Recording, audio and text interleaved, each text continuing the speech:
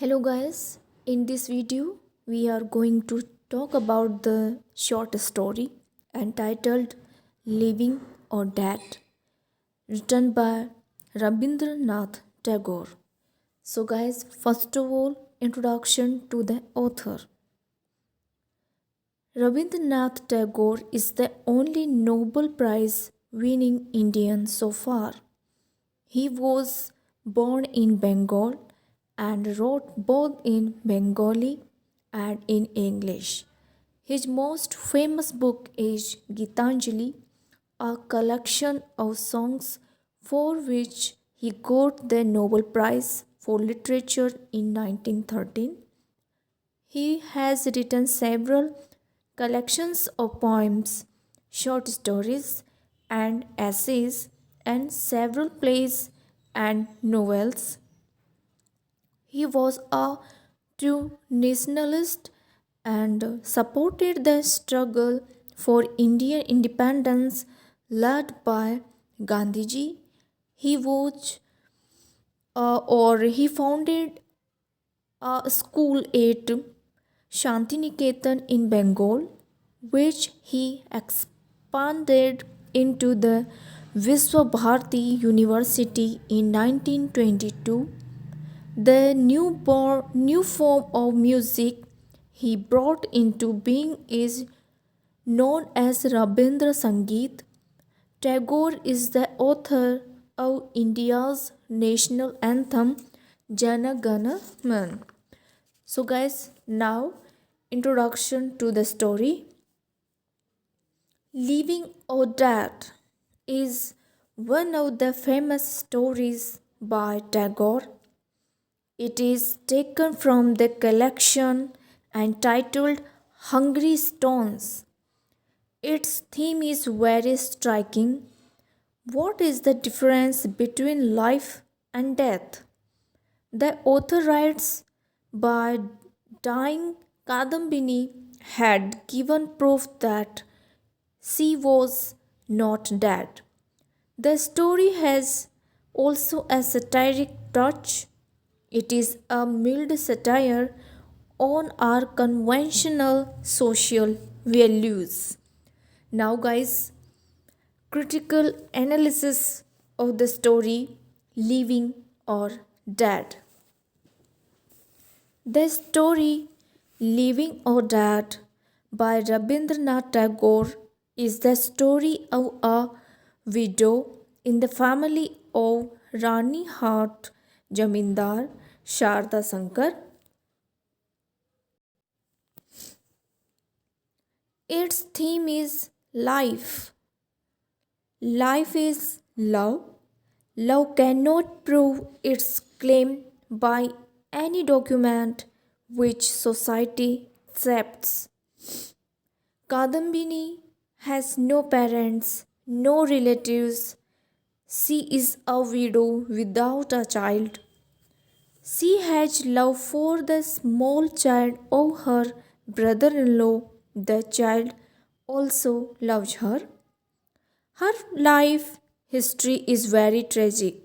One night, she falls unconscious and is taken as dead and sent for cremation immediately without any formal rites. She was not dead. She appears from the hut near the cremation ground when the Brahmins had gone to collect wood. She disappears from the hut near the cremation ground when the Brahmins had gone to collect wood. The Brahmins who had gone to cremate her tell a lie that they had cremated Kadambini. Kadambini lives, but she knows that for the world she belongs to the world of the dead. She is afraid of her own self. Is she alive or dead? Her, she herself does not know whether she is alive or dead.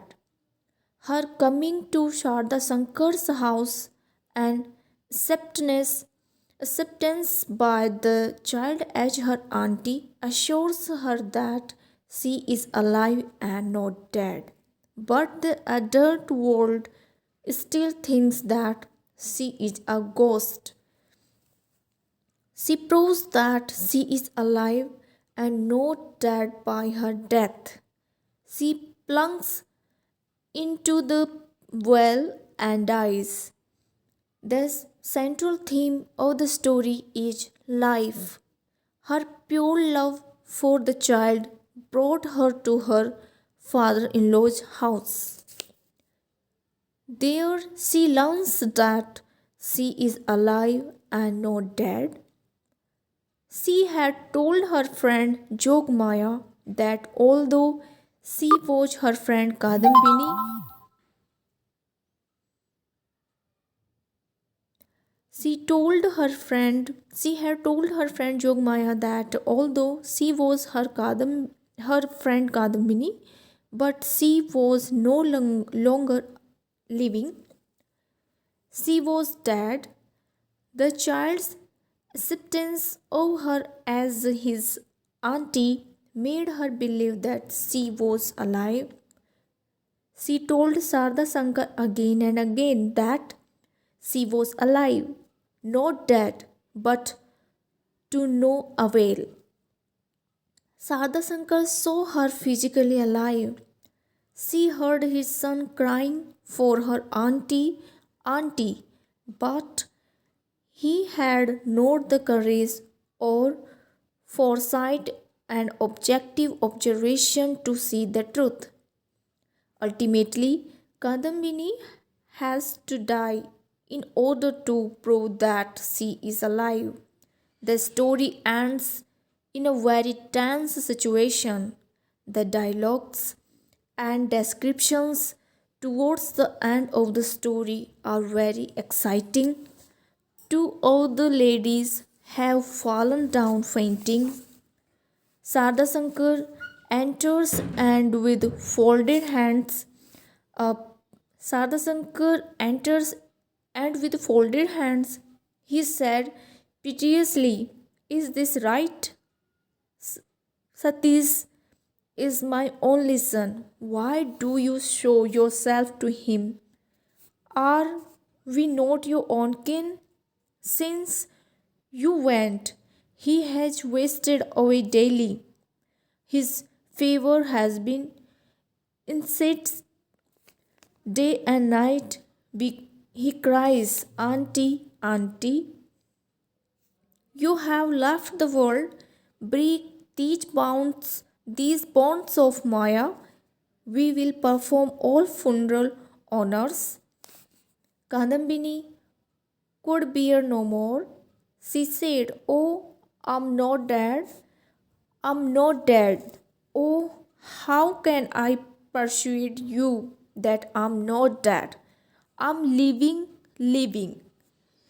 She lifted a brass pot from the ground and dashed it against her forehead. The blood ran from her brow. "Look," she cried, "I'm living." Sardasankar stood like an image. The child screamed with fear. The two fainting women lay still. Then Kadambini, shouting, I'm not dead, went down the steps to the Janana well and plunged in. From the upper story, Sarda Shankar heard the splash. All night the rain poured. It poured next day at dawn, was pouring still at noon. By dying, Kadambini had given proof that she was not dead. So, guys, this is the whole story, and this is a critical analysis of this story.